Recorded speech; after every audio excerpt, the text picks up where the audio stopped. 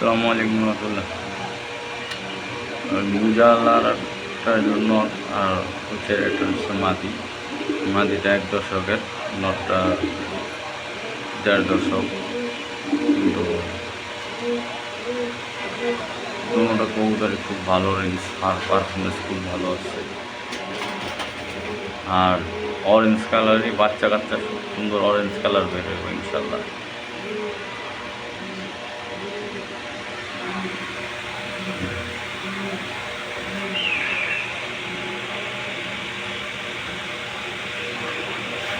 ঠিক আছে। আর এই চিলা সাধারণ চিলা না, প্লাস এটা গুলো পাল্লা করা আছে, 32 কিলো করে পাল্লা করা।